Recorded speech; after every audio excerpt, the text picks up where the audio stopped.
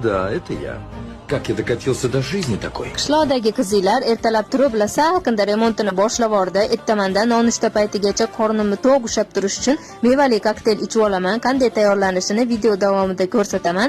Shu ko'chadan uyga kirish devorlarimizni ohagini tugatib olsam, sirasi past qismiga o'taman. Rasta ochilsa kerak. Shpakilovkani hisobga olmasa, bu yerda ohak qilishimga 15 minut ham ketmadi. Natijani ko'ringlar.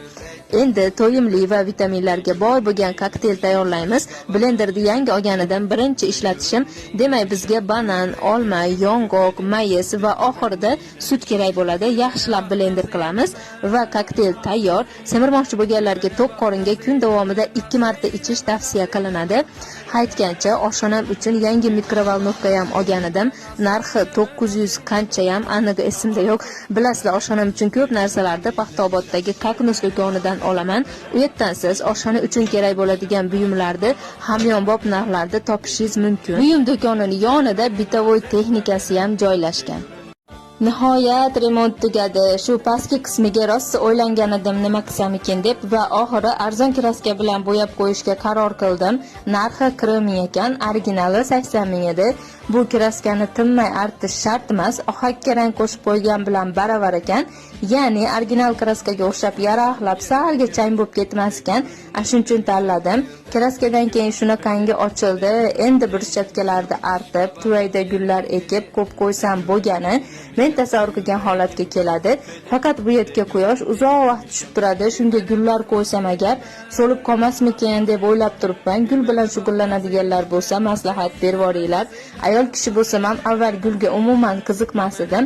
Lekin shu uylarni remont qilib, ochilayotganini ko'rib ko'p narsaga qiziqishim paydo bo'lyapti. Masalan, bittasi gulchilik, keyingisi chevarchilik. Avval chevarchilik bilan shug'ullangan bo'lsam ham keyin orada to'xtalish bo'lganiga umuman qiziqishim so'ngan edi, lekin uylarda remont qilib, pardasini o'zim tikishga qaror qilganimdan keyin chevarchilikka qiziqishim qayta uyg'onib, hatto chak mashina ham oldim, ko'rgansizlar. Bu yo'nalishda ham videolar qilaman xudo xolasa. Endi bo'lsa qilgan mehnatimni natijasiga baho beringlar. Oshxonamni uborga qilganimda ko'p narsamni olib chiqib tashlagan edim. Endi bitta artib tozalab joyiga qo'yyapman. Ayollarning vaqtini ko'p qismi oshxonada o'tadi. Ayniqsa agar oshxonangizda hamma sharoit bor, chiroyli jihozlangan, keng bo'lsa, masalan, men bunaqa sharoitli oshxonada 5 mahal ovqat qilishga ham rozi edim. Yaqin orada oshxonasini jihozlamoqchi bo'lganlar oranglarda bo'lsa, yaqinroq kelinglar. Sizlarga jahon bozoridagi eng arzon mebel ustalarini tavsiya qilaman. O'zbekiston bo'ylab xizmat ko'rsatishadi. Ishlari juda ham sifatli, narxlari ham boshqa joyga qaraganda ancha arzon ekan. Menga yoqqan tarafi, bularga zakaz bersanglar, bitovoy texnikalarni ham o'zlari arzon narxda mebelga moslab o'rnatib berishar ekan. Galadon eshiklari o'zi yopiladigan vakuumli va bonusiga shunaqa qo'shiq soladiganlari ham bo'lar ekan. Tayyor mebellariga bundoq qarab chiqsam, hamma yo'q sharoit ekan. Axlat qutisi uchun chelik ham o'rnatilgan. Qayga qo'ysam ekan deb o'ylanmaysiz. Idish, tovoq, ziravor, hamma oshxona buyumlaringizni qo'yish uchun joylar tayyor. Siz faqat zakaz berib o'rnatib olsangiz bo'lgan ekan. Qaranglar, uyga o'rnatilgan variantlarning juda ham chiroyli chiqqani. O'ziga yoqqan mebelni tanlab, bularga yuborsangiz, o'lchab ketib, tez fursatda tayyorlab o'rnatib berish. Mashina hammasi 18 mingdanmi? Ha, albatta. O'rtoqlar, qaranglar, mashina hammasi 18 ming so'mdan ekan. Andijonda Turkiya va Xitoy tovarlariga katta skidka e'lon qilindi. Manzil video oxirida dastavka O'zbekiston bo'ylab. Mana shu bittalik kiyimlardan tanlab olishingiz 18 ming. Asl narxi 43 ming bo'lgan jinsilar endi attiga 18 ming. Uyga kiyishga o'zimga shu XB futbolkadan oldim. Bu ham 18 ming so'm. Madinadan birinchi marta olishim emas, kiyimlarining sifatini bilganim uchun qayta keldim xaridga. Skidkamizni ikkinchi qismiga o'tamiz. Barcha dvoykalar 31 ming so'm. Shu dvoykani sevdim. Matosi shunaqa yumshoq ekan, qizimga ancha katta ekan, bo'lmasa buni ham ovolar edim. Madinaning Instagram obunachilari soni 8 mingta bo'lgani uchun ushbu skidkani e'lon qildi. Xabarlari kelishi bilan birinchi qizlariga kiydiradi. Shundan ham sifatini bilsangiz bo'ladi. Oho, kunim, chiko, kunim deb hosilaga bittasini realni ko'rsatamiz. Oho, kunim, chiko, kunim, Skidga nafaqat kiyimlarga, ushbu detskiy sumkachalarga ham tanlab olishingiz 25 ming so'mdan, zakolkalar bo'lsa standart 8 ming so'mdan, dushanba ya'ni ertaga eng kami 3 kilo va undan ko'p olganlarga kilosi 165 ming so'mdan. Optimchilar ulgurib olinglar, aksiya faqat bir kun. Har xil turdagi parishok, parfumeriya, pastellarni ham topsangiz bo'ladi. Madinani optimchilari harakatni boshlab bo'lgan, anjarliklar borib tanlab olinglar. Boshqa viloyatdagilar dastavka qildirsangiz bo'ladi. Madinani savdo bo'yicha hamma dokumentlari joyida, mabodoga. Manzilni tushuntiraman. Sanchas bannisasidan o'tganingizdan keyin 444 marketda shundoq to'g'risida ko'chada mana shu teraklardan o'tib mahallaga kiraveradi. Ertalab eshikka chiqsam, kechagi shamoldan hovlidagi hamma narsa eshigim tagiga to'planib qolgan ekan. Choyni ichdim-da yig'ishtirishga tushdim. Hovli uyda yomg'ir yog'ib, shamol bo'lsa tamom. Tingandan keyin ancha ish to'planib ketadi.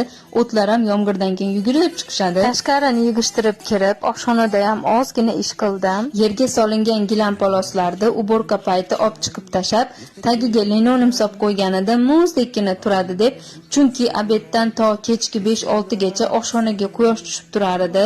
Lekin shunaqa bo'lsa ham beton baribir zax bo'lar ekan. Ish qilsam oyog'im sovqotib ketadi. Hali belgilagan ishlarimni qilib bo'lmasimdan bir pasta obed bo'lib qo'ygan ekan.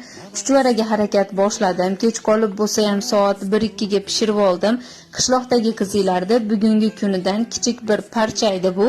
Sizga qishloq hayotidan aynan nimalar qiziq, kommentariyaga yozib ketinglar. Shunga qarab sizlarga videolar tayyorlashga harakat qilaman.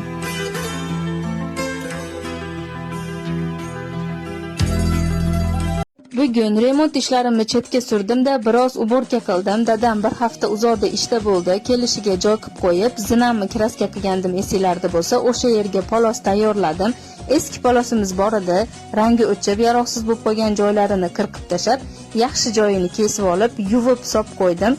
1-2 oy avval Jahon bozordan shu joyga va remont bo'lgan so'rilarga gilamlar ko'rib hisoblatib qo'ygan edim, lekin ayni paytga kelib remontlar tugaganda hech ham borib olishga imkon bo'lmadi va shu eski polosni qirqib solish fikri kelib qoldi. Shu bilan endi umid qilamanki, plampiyani hech bo'lmaganda 2 kunda bir artaman. Bizda oxirgi paytlar suv tanqis, ariqqa umuman suv kelmay qo'ygan. Grantga bo'lsa 2 soatga kelyapti, lekin napor pastligi uchun zo'rga 5-6 paqir olyapmiz. Shunga polosda amallab 4-5 paqir suvda yuvib oldim. Uyingizdagi grantdan 24/7 suv oqib tursa mazza bo'lsa kerak, suv tugab qoladi degan muammo bo'lmaydi. Mazza qilib ishlatasiz. Bizning uyimizda suvni zaxira qilish uchun hovuz yo'q, 200 litrli bochkalarimiz bor. Shunga suv ketadigan ishlarni o'zim istagan payt qila olmayman. Xullas, menda shunaqa gaplar. Bugun sizlarni o'zim bilan Jahon bozoriga olib boraman. Ro'zg'orni gorini to'ldirishga 3-4 ta narsalar olib kelamiz. Eshitishimcha Andijon bo'ylab eng arzon uy ro'zg'or buyumlarini sotadigan shu Nafir do'koni ekan. Qani bir ko'rib, aylanib, narxlar bilan tanishib chiqamiz. Kirib, ko'zimga shular ko'rindi. Onalar shuda avval bolasiga, olsa keyin o'ziga oladi. Bu yerda har xil o'lchamdagi suv bochkalaridan topishingiz mumkin ekan. Shu ko'rib turgan ziravor soladigan nabor narxi 35 ming so'm. Menga rosa yoqdi. Mana narsani bo'lsa ancha izladim. Topganimda bo'lsa 400 ming deyishgan edi. Bu do'konda 285 ming so'm ekan. Choy, kofe, shakarlar solishga juda qulay. Boshqa chora variantlari ham bor ekan. Shu choynak bo'lsa 22 ming so'm.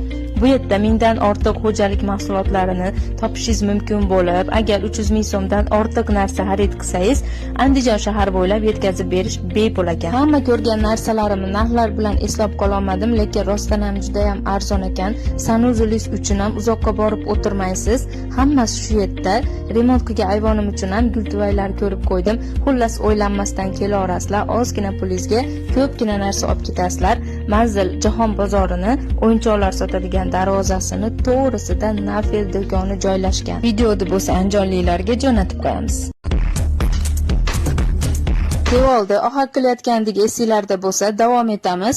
Bu devolda ohagini bitirguncha 2 ta shotkani boshini yedim.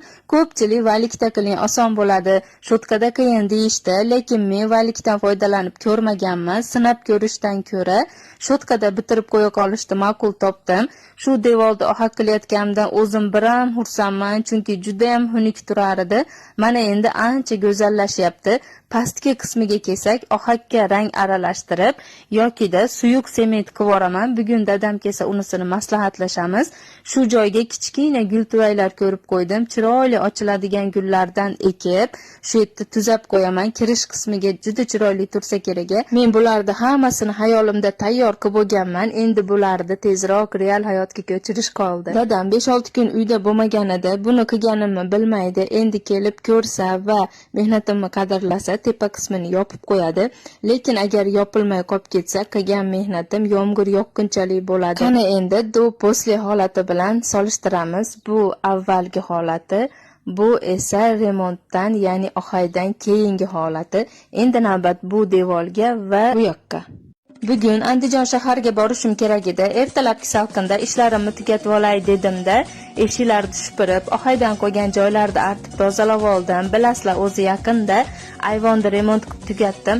Endi bir haftacha ko'chadagi ishlarimni bitiraman, remontga yaqinlashmay turaman dedim.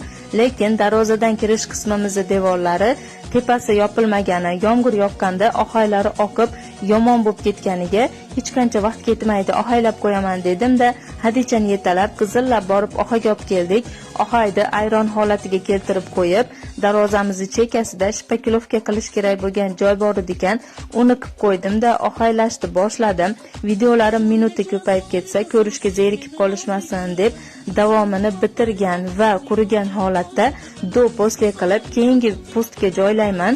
2 sloy qilmoqchi edim o'zi devorda, lekin qarasam bittada zo'r oqarib berdi. Yana ham quriganda ko'ramiz, natijasiga qarab qilinaveradi. Sizlarni ko'p kuttirmagan holatda video davomini tezroq joylashga harakat qilaman.